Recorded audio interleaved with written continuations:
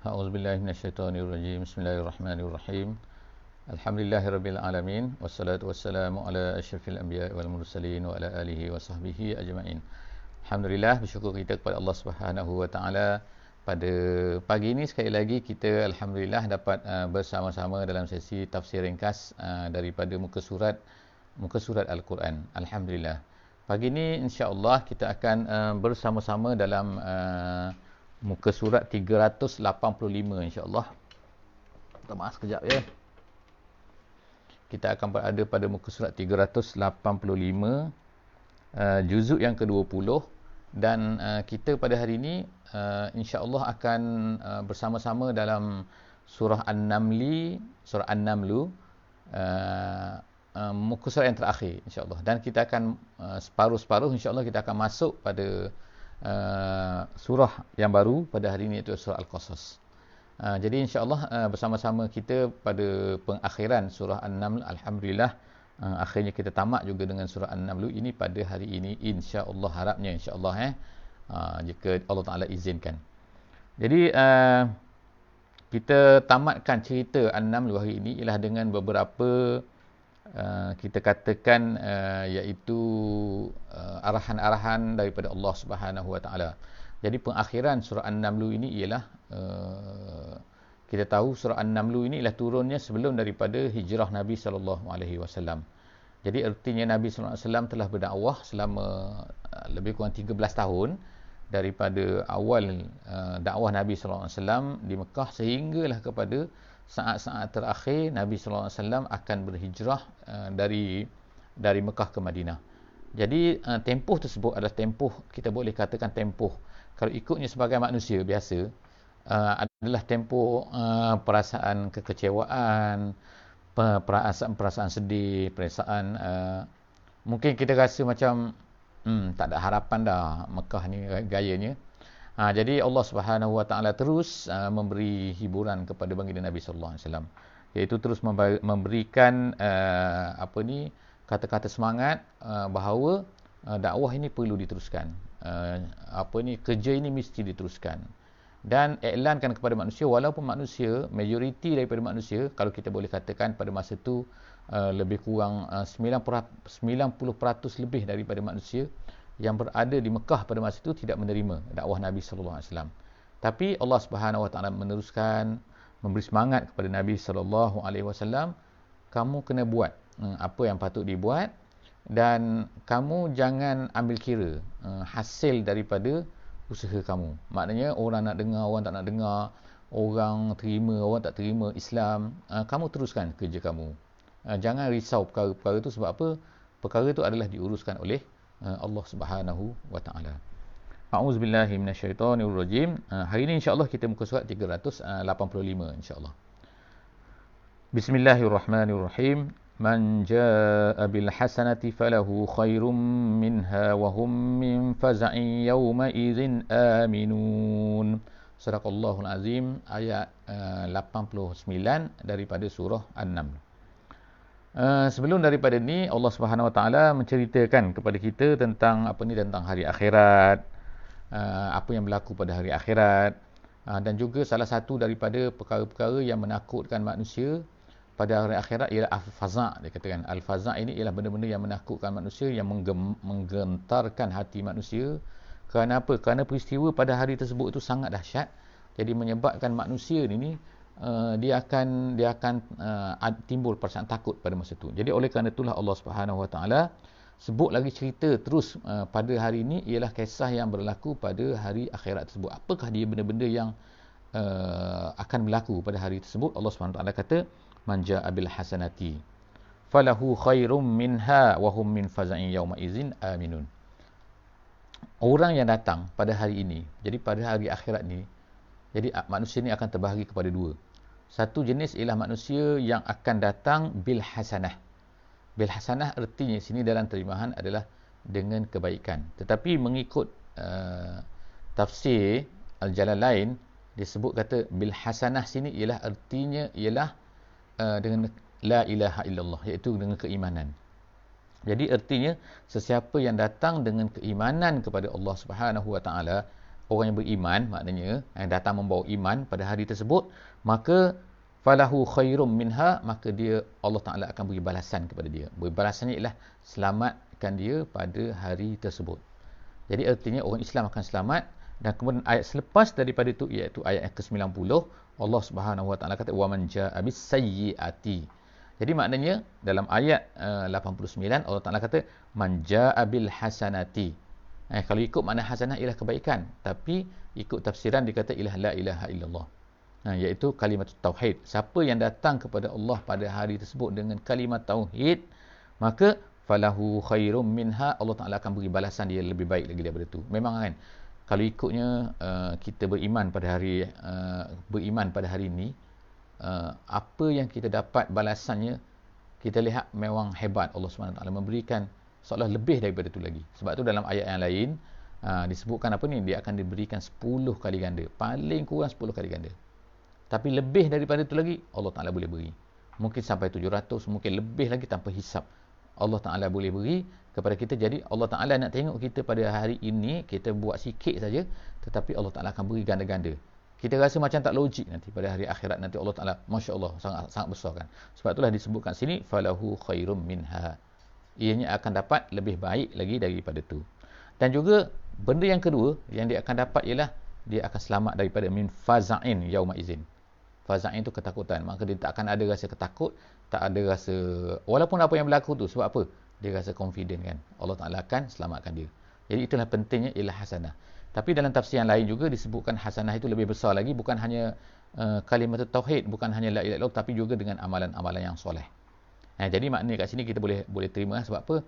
Sebab perkataan yang digunakan adalah hasanah, tetapi kepalanya mestilah la ilaha illallah, iaitu tauhid. Yang keduanya, ayat 90 tu disebutkan wa man ja'a bis sayyiati. Bis sayyiati sini maknanya ialah kejahatan. Tapi apa maksud kejahatan di sini? Allah Subhanahu wa Ta'ala, Allah SWT sebutkan kejahatan, tetapi ahli-ahli tafsir dia menyebutkan kejahatan ke sini maknanya ialah asyirk. Makna kepala kejahatan ialah asyirk. Jadi sesiapa yang datang dengan kejahatan, dengan asyirk, faqubbat wujuhum. Jadi ulama-ulama tafsir kata, kenapa dia kata as-sayyi'ah di sini bukan hanya kejahatan biasa? Kalau kejahatan makna kita kata maksiat ke, siapa yang datang dengan maksiat, maka ulama kata sayyi'ah di sini artinya adalah syirik. Kenapa? Kerana balasan yang datang selepas daripada itu, iaitu apa? Faqubbat wujuhum finnar. Maka dia akan ditelengkupkan. Ditelengkup tu maknanya dicampak. Muka dia tu ditonyohkan gitu kan, dimasukkan ke dalam neraka. Jadi balasan yang disebut itu sangat dahsyat. Jadi oleh kerana itulah ulama-ulama kata, oleh kerana balasan yang disebut itu sangat dahsyat, maka tidak sesuai, tidak dengan kalau hanya maksiat-maksiat yang kecil. Jadi menunjukkan situlah, sebab itulah ulama-ulama tafsir hampir sepakat mengatakan as-sayyi'ah di situ ialah artinya ialah syirik. Jadi maknanya siapa yang syirik dengan Allah Subhanahu Wa Taala, dia akan dicampakkan, bukan hanya dicampakkan biasa, tapi kubbat. Kubbat ni yang saya sebut tadi, iaitu ditonyohkan, diletakkan muka dia tu ke dalam neraka. Hal tujzauna illa ma kuntum ta'malun. Jadi kenapa disebutkan muka kat sini? Ulama-ulama tafsir ramai menyebutkan kat sini muka, kerana muka adalah tempat yang paling mulia kan.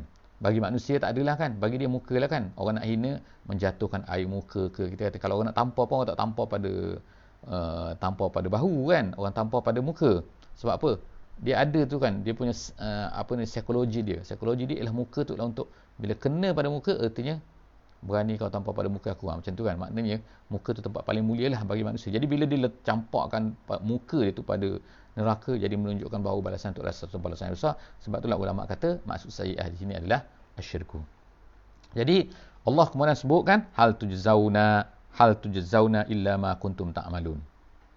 Apakah tidak dibalas melainkan apa yang kamu lakukan. Ertinya kat sini ialah semua yang Allah Ta'ala balas kepada kamu tu tidak lain melainkan itu yang manusia buat atas dunia ni. Bukan makna saja Allah Ta'ala suka-suka nak balas kita dengan balasan yang tak logik kan? Tapi Allah Ta'ala balas kita dengan balasan yang seteruk tu ialah kerana apa yang kita buat di atas dunia ni, sepadan dengan apa yang kita buat di atas dunia ni.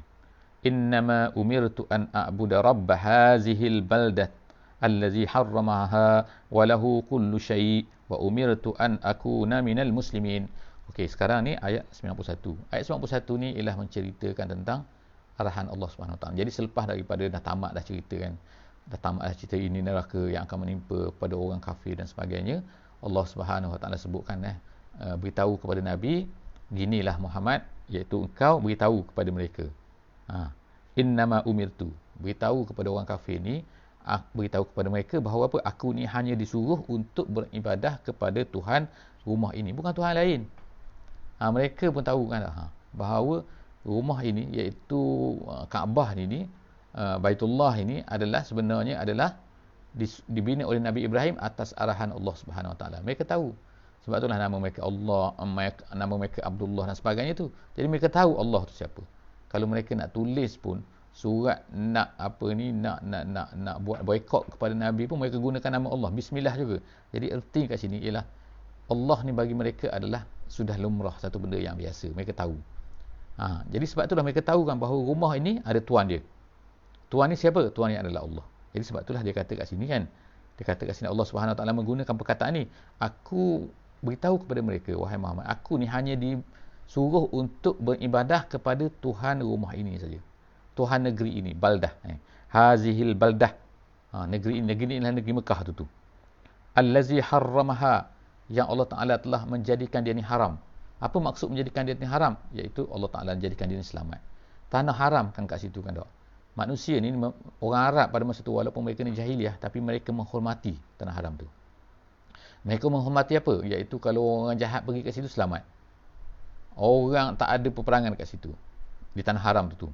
Tanah haram Mekah kan. Dan macam-macam lagi. Orang Arab faham benda ni. Mereka tahu benda ni. Dan mereka tak akan buat benda-benda yang berdarah kat situ. Tapi bila Muhammad, mereka sanggup buat macam-macam kepada Muhammad. Padahal di tanah haram juga kan. Jadi, bagaimanakah tanah Mekah ni boleh menjadi tanah haram tu? Itulah Allah Ta'ala sebutkan sini. Dialah yang telah allazi harramaha, yang telah menjadikan tanah ini haram. Kemudian tu walahu kullu syai', dan bagi Allah ni semua benda. Maknanya apa benda dia nak buat semua boleh. Wa umirtu an akuna minal muslimin. Jadi Allah beritahu kepada Nabi Muhammad sallallahu alaihi wasallam, beritahu kepada orang Arab semua tu, aku ni disuruh untuk menjadi orang yang muslim, iaitu taat, rendah diri, patuh kepada Allah Subhanahu Wa Taala. Wa an atluwal Quran, dan kemudian seterusnya ialah wa an atluwal Quran. Aku ni disuruh, beritahu kepada mereka, aku ni disuruh untuk membacakan Quran. Dalam tafsiran ada dua maksud kat sini kan. Yang pertama kata aku ni disuruhkan baca Quran je. Kalau dalam terjemahan oleh Syekh Abdullah Basmeh, dia kata ialah terus sentiasa membaca Quran. Tetapi kalau ikut dalam tafsir Jalalain ataupun tafsir Al-Wasit, dia sebut lain sikit. Dia sebut iaitu apa dia? Iaitu aku disuruh untuk menyampaikan Quran ni, menyampaikan isi Quran ni. Bukan hanya membaca Quran, tapi aku disuruh untuk memberitahu kepada kamu mesej-mesej yang ada di dalam Al-Quran. Itu maksud wa an atluwal Quran. Aku disuruh oleh Allah, oleh Tuhan aku untuk bacakan Quran ni. Famanih tada. Kemudian aku disuruh macam ni. Aku nak beritahu kepada kamu macam ni. Siapa yang dapat petunjuk, fa inna ma yahtadi li nafsi. Maknanya kalau dia nak ikut Islam, maka satu kebaikan untuk dia. Wa man dhalla faqul innama ana minal munzirin. Kalau siapa nak sesat juga, aku hanya dapat beritahu apa? Aku ini hanyalah munzir. Aku ini hanyalah pemberitahu, pemberi amaran. Kamu tak nak ikut, itu bukan kerja aku. Itu adalah kerja Allah Subhanahu Wa Taala. Itu masalah-masalah kamu. Aku hanya nak beritahu kepada kamu tentang isi Al-Quran. Sebab tu wa an atluwal Quran. Itu dikaitkan macam tu kan dalam tafsir. Kemudian wa qulil hamdulillah sayuriikum ayatihi fata'rifunaha. Jadi katakanlah kepada mereka, wahai Muhammad, ini ayat terakhir daripada surah An-Naml. Katakan mereka, wahai Muhammad, ceritakan kepada. Jadi kita semua pada hari ini, kita hanya pegang benda ni kan, iaitu kalau orang tak terima nak macam mana, tapi kita kena munzir, kena menyampaikan, dan kemudian kita kena kata Alhamdulillah kan? Alhamdulillah, iaitu kena bersyukur pada Allah Subhanahu Wa Taala. Kita pun kena bersyukur pada Allah Subhanahu Wa Taala, kan Allah Taala yang pertamanya jadikan kita ni sebagai orang yang beriman. Walaupun kita dah cerita, orang tak nak terima, tapi kita ni Alhamdulillah masih tetap teguh, masih lagi dapat bersabar dengan keadaan apa yang sedang berlaku. Orang tolak pun. Jadi Allah kata qul wa qul alhamdulillah sayuriikum ayatihi fata'rifunaha. Allah Taala akan tunjukkan tanda-tandanya. Nanti sa tu maknanya akan. Sayuriikum ayatihi fata'rifunaha, nanti kamu akan tahu. Jadi kalau ikut tafsir, kalau kepada Nabi Muhammad SAW kat sini, setengah tafsir mengatakan ialah maksud di sini ialah nanti Allah akan tunjuk yang pertama sekali ialah masa peperangan Badar. Jadi fata'rifunaha. Sebab apa? Majoriti daripada kepala-kepala Samsi Mekah ni telah dibunuh dalam peperangan Badar. Kan? Kamu nampak tu? Tu sayurikum. Allah Ta'ala tunjukkan tu. Jadi kita pun macam itulah, kita yakin kan? Allah Ta'ala mungkin tunjuk di atas dunia ni dan di akhirat tu pasti. Wa ma rabbuka bighafilin amma ta'malun. Last sekali ayat ini sangat maknanya memberi semangat lah kepada Nabi SAW. Iaitu apa? Nak cerita lagi bahawa sebenarnya Tuhan kamu, wahai Muhammad, wahai kita semua, wahai orang yang menyampaikan Islam semua, iaitu apa? Wa ma rabbuka bighafilin amma ta'malun. Apa ni Allah Ta'ala suruh beritahu, katakan kepada mereka ni ialah Allah tak akan lalai. Allah tidak lalai daripada apa yang kamu lakukan. Maknanya kalau kamu buat apa-apa, kamu jangan ingat bahawa Allah Ta'ala tak tahu. Allah Ta'ala tahu, Allah Ta'ala nampak, Allah Ta'ala sedang perhati. Allah Ta'ala cuma Allah Ta'ala tak balas lagi pada masa sekarang, masa-masa saya nak menyampaikan ni kan. Jadi selepas ni nanti Allah akan buatlah apa benda yang dia tahu bahawa benda tu adalah baik untuk kita semua. Okey, alhamdulillah habis kita surah An-Naml pada pagi ni, dan kita akan bersama-sama sekarang ni kita nak masuk kepada satu surah baru, iaitu surah ni adalah surah Al-Qasas. Jadi surah ni adalah Al-Qasas, tajuknya adalah, namanya adalah cerita-cerita, maksudnya kisah. Kalau kisah tu satu cerita, Qasas tu ialah cerita-cerita, banyak cerita-cerita. Apakah dia cerita-cerita yang Allah Ta'ala nak sebutkan ni, ialah kita akan tengoklah nanti dalam surah ini ada, insya-Allah. Jadi surah ini kalau ikut turutannya disebutkan oleh ulama-ulama tafsir, dianya adalah turun selepas daripada surah An-Naml. Jadi kita tahu tadi surah An-Naml tu ialah turun antara surah yang terakhir diturunkan di Mekah. Jadi surah Al-Qasas ni turun selepas daripada itu lagi. Jadi dikatakan bahawa surah ini turun semasa Nabi SAW dalam perjalanan daripada Mekah ke Madinah semasa hijrah. So maknanya kita ni alhamdulillah kan, kita sekarang boleh nampak kan, kita belajar sirah, kita tahu sirah kan, dengan pengetahuan kita tu kita boleh nampak kan, oh Nabi sekarang nak berhijrah, dalam perjalanan hijrah tu ambil masa 2 minggu kan. Nabi SAW duduk dalam gua Sur, lari dan tu, kemudian takut dikejar kan, dalam keadaan suasana macam tu, kemudian lari berjalan laluan yang tidak biasa, kemudian nak sampai ke Madinah. Jadi sampai di pertengahan jalan, maka turunlah surah ini. Jadi kita boleh bayangkan surah ini sekarang ni surah penceritaan. Jadi tidak sunyi Nabi SAW, iaitu Nabi dapat cerita baru daripada Allah SWT semasa dalam perjalanan ni, perjalanan daripada Mekah ke Madinah. Cerita ni dalam bentuk cerita. Jadi kita boleh rasa, oh maknanya suasana tu suasana takut, suasana tu suasana bimbang, suasana dikejar kan oleh orang Quraisy, suasana dapat wanted kan orang-orang kafir Quraisy dah tulis dah wanted Muhammad dan juga Abu Bakar ni. Jadi dalam keadaan wanted itu tu, kalau ikutnya takutlah kan. Tiba-tiba Allah Ta'ala turunkan surah ni.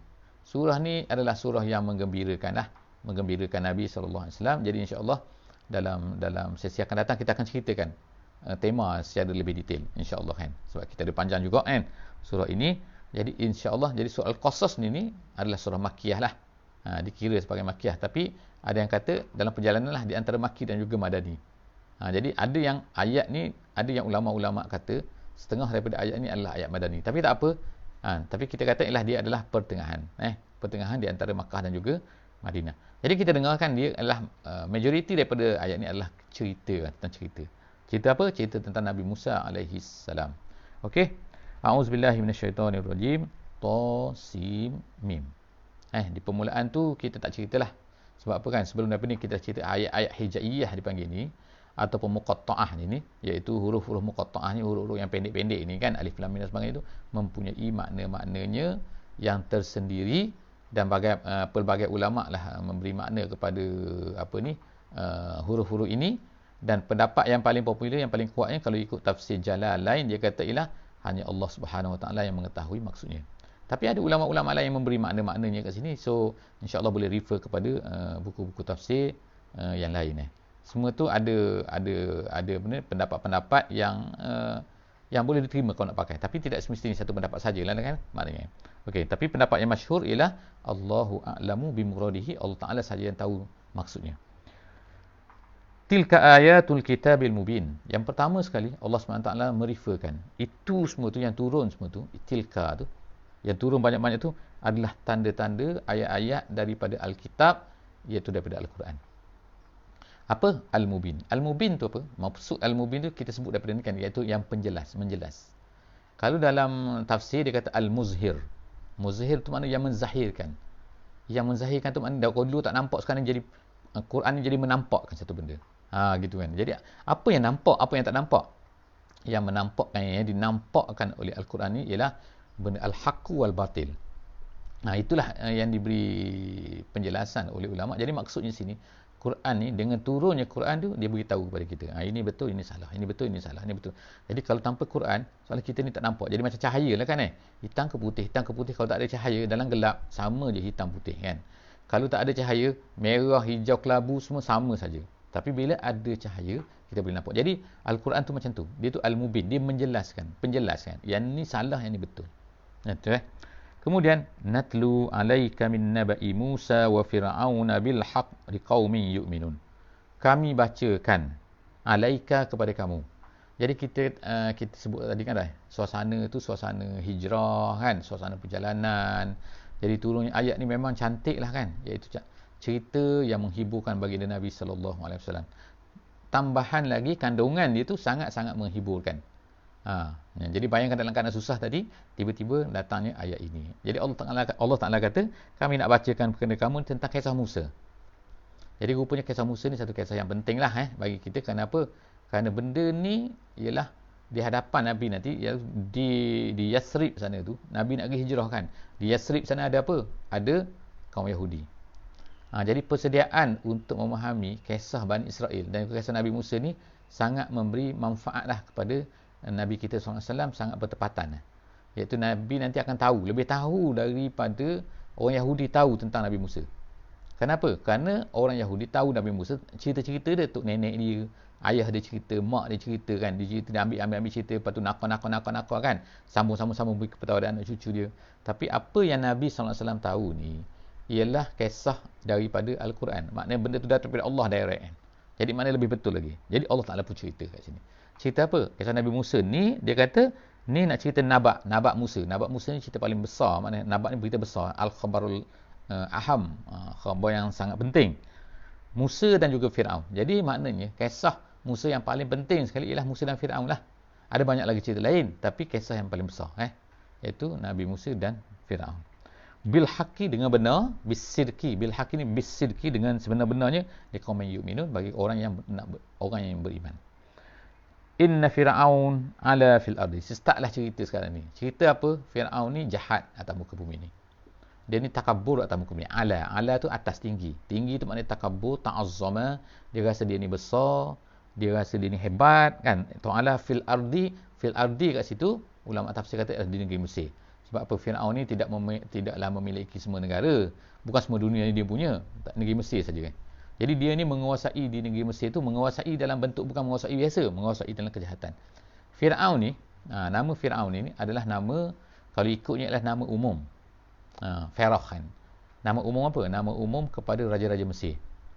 Tetapi Allah Subhanahu Wa Taala sebutkan nama Fir'aun ni, iaitu raja Mesir, sedangkan semua ramai Fir'aun, bukan satu Fir'aun saja kan. Di negeri Mesir tu kan, Fir'aun satu, Fir'aun. Semua tu adalah raja kan. Tapi Allah Ta'ala menggunakan perkataan Fir'aun tu untuk memberi impact, kefahaman kepada kita kan. Iaitu apa kan? Orang besar ni, kerana kekuasaan, kadang-kadang dia hanyut. Jadi kekuasaan ni kadang-kadang boleh melalaikan manusia. Melupakan manusia terhadap kebenaran, menyebabkan, jadi tengoklah sebagai contohnya adalah si Fir'aun. Jadi ingat sekali lagi, Fir'aun tu bukannya nama seorang, tapi Fir'aun tu adalah nama jawatan tu. Tapi Allah Ta'ala gunakan tu untuk merefer kepada apa yang dihadapi oleh Fir'aun, iaitu menghadapi oleh Nabi Musa AS, iaitu menghadapi Fir'aun. Kalau ikut dalam sejarahnya lah kan iaitu orang yang dihadapi oleh Musa ni, oleh Nabi Musa AS ni, ialah nama dia adalah anak kepada Ramses yang kedua. Jadi kalau tengok dalam salsilah cerita Nabi Fir'aun negeri Mesir tu, dia ada Ramses nama dia. Dia ada Ramses 1, Ramses 2, Ramses 3. Jadi ada nama dia Ramses 2, anak dia tu. Anak dia. Dia katakan Ramses 3 dan sebagainya, wallahu alam bisawab. Tapi ceritanya dia adalah yang jadi tauhid pada masa tu, iaitu yang mengatakan dia ni Tuhan. Jadi dia ni ala fil ardi, Kemudian yang kedua, Allah Ta'ala sebut ni wa ja'ala ahlaha syi'a. Syi'a ni jamak kepada syiah. Sekarang syiah lah kan. Syiah tu dari segi bahasanya makna kumpulan maknanya. Satu grup yang disatukan oleh satu benda, nama dia syiah. Itu perkataan lah. Jadi bila dalam Quran Allah Ta'ala sebut sini, Fir'aun ni apa yang dia buat? Dia buat ialah dia telah membahagikan rakyat dia tu, waja'ala ahlaha, menjadikan orang negeri Mesir tu syiah, iaitu kelompok-kelompok. Jadi rupanya cara macam ni adalah cara yang popular, yang digunakan oleh orang-orang yang nak memerintah orang lain. Iaitu kalau orang lain bersatu melawan dia, dia mungkin akan kalah. Jadi sebab tu cara dia apa kan? Cara dia ialah pecah dan perintah. Ada konsep dia kan. Konsep dalam pemerintahan ni, kalau kita nak kuasai orang, kita pecahkan dia. Bagi dia bergaduh sama dia, kita akan boleh kontrol dia. Kadang-kadang kalau dia ni bersatu, kita tak susah nak kontrol dia. Jadi kita suruh dia ni berpecah. Jadi rupanya teori ni telah difahami oleh Fir'aun dan digunakan oleh Fir'aun. Sebab tu dia kata waja'ala ahlaha syi'a. Dia telah memecah-mecahkan rakyat dia tu kepada kumpulan-kumpulan. Jadi ada Bani Israel, ada Fir'aun, ada utukan. Akhirnya dia akan ada perasaan ta'assub sama-sama dia tu. Itu dibuat oleh kemudian yastad'ifu ta'ifatan minhum. Dia telah memperhambakan, melemahkan satu kumpulan. Kumpulan sini ialah maksudnya ialah Bani Israel. Satu kumpulan daripada ini telah yuzabbihu abna'ahum. Dia bunuh anak-anak lelaki dia.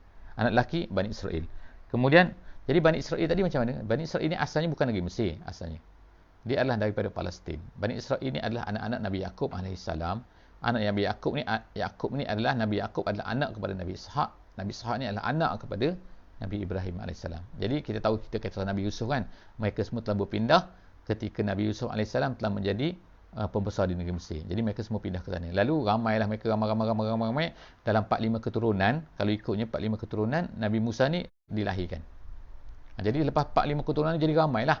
Kalau sebenarnya kan kalau macam kita nak, macam negeri kita pun kan, kalau 45 keturunan orang tu walaupun dia datang daripada negeri tempat lain asalnya, so dia dah jadi ramai jadi tempat dia lah kan gitu kan. Itu cerita dia. Jadi apa yang dibuat oleh Fir'aun ni, yuzabbihu abna'ahum. Dia membunuh anak lelaki. Sebab apa? Sebab dia punya pawang-pawang dia punya pendeta Fir'aun ni, pembesar-pembesar Fir'aun, orang keliling dia kata kamu nanti akan dibunuh. Kerajaan kamu ni akan dijatuhkan oleh salah seorang daripada anak lelaki daripada Bani Israel. Itu diberitahu kepada Fir'aun. Jadi akhirnya Fir'aun pun buat tindakan membunuh semua anak lelaki-lelaki. Ni kan yang lahir. Tapi dia tak bunuh semua. Dikatakan dia bunuh. Tahun ni, yang lahir tahun ni semua dibunuh. Tahun depan dibiarkan hidup. Tahun depan pula dibunuh pula. Dipilih-pilih pula macam tu. Kemudian wa yastahyi nisa'ahum. Dan dibenarkan hidup. Maknanya dibiarkan hidup perempuan. Tapi biar hidup perempuan, kalau ikutnya maknanya bila perempuan mudahlah diperkotak-katikkan, mudahlah digunakan, mudahlah dirampas, mudahlah diperhambakan, mudahlah macam-macam sekali bila tinggal perempuan saja kan. Sebab lelaki dah kurang, separuh dah tak ada. Jadi tinggallah perempuan. Jadi perempuan tu tengoklah kan macam-macam lah digunakan sekarang ni kan. Akhirnya jadi hilanglah keturunan tu, nasab kan. Innahu kana minal mufsidin. Memang Fir'aun ni jahat dan dia ni termasuk dalam orang mufsid. Allah Ta'ala bagi label kat dia. Kemudian wa nurinu an namunna 'alal ladzina istud'ifu fil ard wa naj'alahum a'immah wa naj'alahumul warisin. Allah kata dalam ayat terakhir pada hari ini, iaitu kami mau untuk memberi minnah. Yang namunna tu memberi minnah. Minnah ni pemberian. Jadi sebenarnya Allah Ta'ala ni kalau dia nak buat semua boleh. Dia hanya kun fayakun saja. Jadi sebab itulah dalam cerita ni Allah Ta'ala kata dia nak beri satu anugerah kepada orang-orang yang dilemahkan. Siapa yang dilemahkan? Iaitu Bani Israel. Kalau ikut asalnya allazina stud'ifu. Tapi ayat ni lebih general. Dia lebih general iaitu apa? Allah Ta'ala boleh memberi kuasa, kehebatan kepada orang yang dilemahkan di satu negeri. Kadang-kadang dia lemah tapi Allah Ta'ala boleh beri kuasa kepada dia. Jadi seperti apa yang berlakulah kepada Bani Israel di negeri Mesir pada masa itu, walaupun dia lemah tapi Allah Ta'ala boleh beri kuasa kepada dia. Kita tahu selepas daripada itu akhirnya Nabi Daud AS telah menjadi raja. Kemudian Nabi Sulaiman menjadi raja kan daripada Bani Israel. Jadi Allah Ta'ala dia boleh kata memberi kuasa kepada orang yang dilemahkan tu. Iaitu namunna 'alal ladzina stud'ifu fil ard, orang yang dilemahkan di atas muka bumi, wa naj'alahum a'immah. Allah Ta'ala boleh nak jadikan mereka ini sebagai a'immah. Tengok kan kesesuaian. Kesesuaian ayat ni ketika mana Nabi SAW tu pada ketika itu adalah sedang dilemahkan. Sedang dilemahkan di negeri Mekah kan. Lepas tu dia kejar pula kan. Jadi dalam perjalanan tu tiba-tiba Allah Ta'ala katakan, kami nak beri kepada orang-orang yang dilemahkan, orang-orang dizalimi di atas muka bumi ni dengan menjadi a'immah, mereka yang menjadi imam. A'immah ni jamak kepada imam. Imam ni maknanya orang ketua. Jadi a'immah tu ketua-ketua. Wa naja'alahum al-warisin, dan kami nak jadikan mereka ni sebagai waris. Waris ni apa? Iaitu orang akan yang mewarisi dunia ini. Memerintah dunia ini. Jadi itu adalah limpahan Allah Ta'ala kepada Bani Israel. Kemudian selepas daripada itu, Allah Ta'ala kirimkan Nabi Muhammad SAW, dan Allah Ta'ala Nabi Muhammad diperhinakan di negeri Mekah, dan kemudian Nabi berhijrah. Jadi Allah Ta'ala bagi bayangan kat depan. Apa yang akan Nabi SAW dapat. Jadi Alhamdulillah, setakat tu kita berhenti pada hari ini. Apakah cerita selanjutnya tentang Nabi Musa ni sebagaimana yang diceritakan dalam soal Qasas. Jadi insya-Allah kita akan sambung pada sesi akan datang insya-Allah. Aku qauli hadza wa astaghfirullahal azim li wa lakum. Bismillahirrahmanirrahim. Wal 'asri innal insana lafi khusr illa allazina amanu wa 'amilus solihat wa tawasaw bil haqqi wa tawasaw bis sabr. Subhanakallahumma wa bihamdik nashhadu an la ilaha illa anta nastaghfiruka wa natubu ilaik. Wassalamualaikum warahmatullahi wabarakatuh.